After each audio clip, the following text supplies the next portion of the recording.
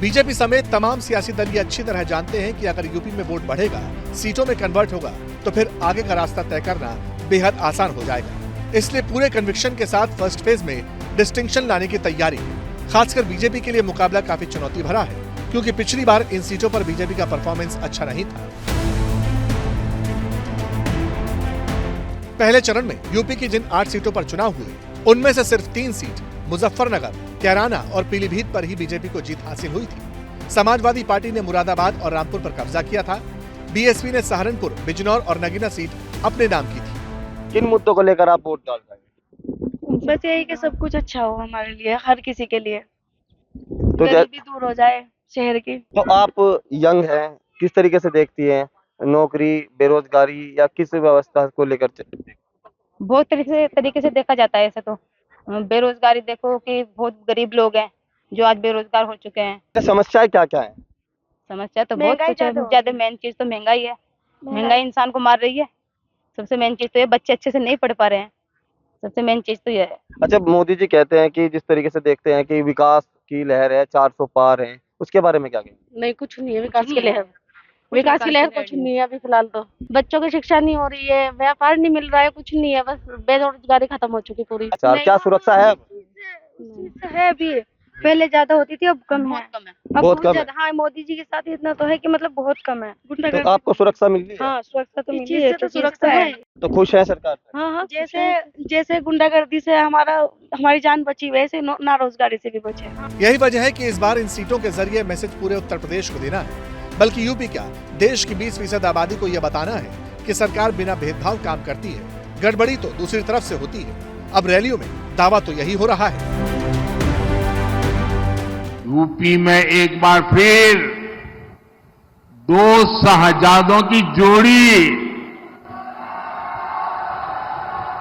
उनकी फिल्म का शूटिंग चल रहा है आजकल, और ये 2 शहजादों की फिल्म का पहले ही रिजेक्शन हो चुका है। और जो अपने आप को यदुवंशी कह करके ढोल पीटते हैं, मैं जरा उनको पूछना चाहता हूं, बिहार में जो लोग कहते हैं ना हम यदुवंशी हैं, उत्तर प्रदेश में जो नेता यदुवंशी का मलाई खाने के लिए निकलते हैं, मैं उनको पूछना चाहता हूं, अगर आप सच्चे यदुवंशी हैं तो भगवान द्वारिका की पूजा करने वाले का अपमान करने वाली पार्टी के साथ कैसे बैठ सकते हो? कैसे उनके साथ समझौता कर सकते हो? बीजेपी के पहले दिन का पहला शो ही फ्लॉप हो गया। पहले चरण की हवा और पश्चिम की हवा भारतीय जनता पार्टी का पूरे उत्तर प्रदेश में, देश में सफाया करेगी। चुनाव है तो मुद्दों पर बात होनी चाहिए, जरूर होनी चाहिए, लेकिन सवाल तो ये भी है कि एक मुश्त वोटिंग करने वाला मुस्लिम समुदाय क्या इस बार अपने बूते हार जीत तय कर सकता है? एक सीट पर 2 मुस्लिम कैंडिडेट से कितना वोट बटेगा? क्या रणनीति के तहत मुस्लिम वोटरों का बंटवारा हो रहा है? बीएसपी के साथ ओवैसी के चुनाव में एंट्री से यूपी का मुसलमान कंफ्यूज हुआ है? सबसे बड़ा सवाल, क्या चुनाव में मोदी सरकार की योजनाओं के लाभार्थी गेम चेंजर साबित हो सकते हैं? पहले चरण के मतदान से क्या मैसेज किया मुस्लिम महिला वोटर्स के बीच? देखिए, मुस्लिमों की जहाँ तक बात होती है तो मुस्लिमों को भी पूरा लाभ मिल रहा है, हर तरह का योजनाओं का लाभ मिल रहा है। प्रत्येक मुस्लिम परिवार जो किसी भी तरह से अक्षम है, किसी भी तरह से, अगर उनके यहाँ अन्न की कमी है या उनके यहाँ आवास नहीं है, तो वो सारी योजनाओं का लाभ बिना किसी भेदभाव को भारतीय जनता पार्टी, हमारे आदरणीय प्रधानमंत्री नरेंद्र मोदी जी सबको दिलवा रहे हैं। महिलाओं को जो मोदी जी का लाभ मिला हुआ है, बहुत ही अच्छा मिला हुआ है।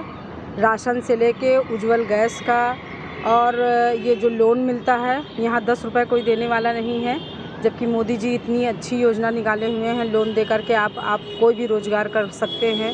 लॉकडाउन के समय जब सारी दुनिया घर में थी, तब मोदी जी ने राशन घर घर राशन की जो व्यवस्था की, कम से कम एक गरीब आदमी कहीं जा नहीं सकता था, कम से कम दाल चावल आटा, इससे अपना गुजारा करके जीवन यापन कर रहा था। सबको उन्होंने एक मत में एक जगह रखा, एकजुट बना करके, वो उनका परिवार था। चुनाव हमेशा से उनको दिए हैं और उनको ही देते आएंगे। जब से उनकी सरकार आई है तब से मोदी जी को ही वोट दिया जा रहा है। ये हमारा भाई अधिकार है, हम अपने अधिकार को तो किसी से मतभेद कर नहीं सकते हैं। पूर्ण रूप से हम उन्हीं के सहयोग में हैं। एक्चुअली मोदी जी ने काफ़ी अच्छा रूल बनाया है, योजनाएं जो जितनी भी है मतलब काफ़ी अच्छा है और कोई भेदभाव मुझे तो एकदम ऐसा नहीं लगता है। कोई उन्होंने पार्टीशन किया किसी चीज़ में भी, वो मतलब सपोर्ट सबको करते हैं। हम हिंदू देख लीजिए, मुस्लिम देख लीजिए, मतलब भाईचारा ऐसा भाईचारा सब मतलब काफ़ी अच्छा उन्होंने योजनाएं भी बनाई है। 80 लोकसभा सीटों वाले यूपी में मुस्लिम वोटर की तरफ सियासी दलों का झुकाव क्यों रहता है? इसकी वजह है उनकी मौजूदगी। पश्चिमी उत्तर प्रदेश, रोहिलखंड और पूर्वी उत्तर प्रदेश के कुछ इलाकों में मुसलमानों की जबरदस्त मौजूदगी है। यूपी में 22 सीट या जिले ऐसे हैं जहां मुसलमानों की 30% से ज्यादा आबादी है। जाहिर है, अगर एक मुश्त वोट पड़ता है तो फिर कैंडिडेट की जीत तय मानी जाती है। संभल, अमरोहा, मेरठ, बागपत, गाजियाबाद, बरेली, शाहजहांपुर, हरदोई, बाराबंकी समेत कई और इलाकों में मुस्लिम वोटर्स असरदार। लेकिन 2014 और 2019 के लोकसभा चुनाव में बीजेपी ने इस पैटर्न को तोड़ा। 2014 में बीजेपी गठबंधन को यूपी की 73 सीटों पर जीत हासिल हुई, जबकि 2019 में मायावती और अखिलेश की पार्टी के अलायंस के बावजूद एनडीए 64 सीट जीतने में कामयाब रहा। मेरे में छप्पर पड़ा था, मैं रहती थी, अब मेरे पास छत है। मुझे आवास मिला है 2.5 लाख रुपया। किसने दिया? मुख्यमंत्री मोदी जी ने। वो बहुत अच्छे हैं, हम लोग को छत दी है। वैसे घर नहीं था, मेरे पास घर है, छत है, अच्छा सा घर बन गया है। वैसे ही ऐसे ही रहते थे, छप्पर पड़ा था। आपको प्रधानमंत्री आवास योजना का लाभ मिला? जी। और कौन कौन सा लाभ आपको सरकार से मिला? गैस मिला, गैस सिलेंडर मिला, घर मिला, राशन वगैरह राशन मिला। पहले कैसे रहते थे आप लोग? अरे पहले तो छप्पर डाल के रहते थे। खाना कैसे बनाते थे? चूल्हे में। हमको कॉलोनी मिली, गैस सिलेंडर मिला, राशन मिल रहा है? राशन फ्री मिल रहा। अच्छा, अब आपके जीवन जो है उसको कितना फायदा हुआ आपको? पहले खाना वाना कैसे बनाते थे आप लोग? चूल्हे में बनता था खाना। अब किसमें बनाते हो? अब बनाते हैं गैस में बनाते हैं। तो अब ये सरकार की तरफ से आपको योजनाएं मिल रही हैं, इससे आपके जीवन में कुछ फायदा हुआ? फायदा हुआ का मतलब बनवा रही है, अब अपने मिला के कुछ बना रहे हैं। इसका मतलब धर्म और जाति से ऊपर उठकर जनता ने वोटिंग वाले पुराने सभी पैटर्न को बदल कर रख दिया। बहुत अच्छे से मतलब हम लोग का भाई गल्ला मिल रहा है, अच्छे से दे रहे हैं। 4 साल हो गया है मिलने। बस यही घर का लाभ मिला है, का नाम 2.5 लाख का।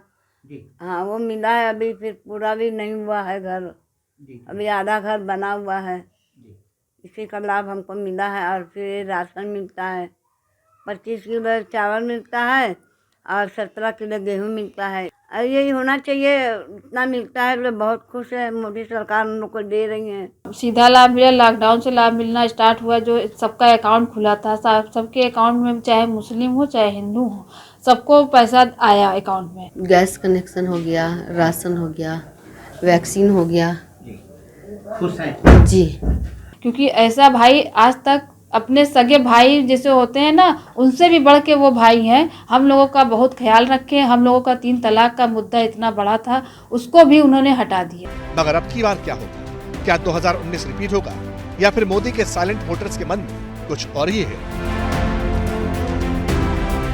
यूपी के सांसद के नाते मेरे अनुभव से मैं कहता हूं कि अब 7 साल से यहाँ योगी जी की सरकार है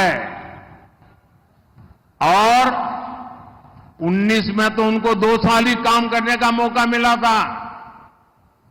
अभी तो 7 साल में उन्होंने यूपी में ये दिखा दिया है कि गवर्नेंस क्या होता है, कानून व्यवस्था क्या होती है, विकास क्या होता है। और इसलिए मैंने कहा लिख लो, योगी जी के नेतृत्व में 14 का रिकॉर्ड टूटेगा, 19 का रिकॉर्ड टूटेगा और 14 और 19 दोनों रिकॉर्ड तोड़ करके इस बार उत्तर प्रदेश नया इतिहास बनाने वाला है।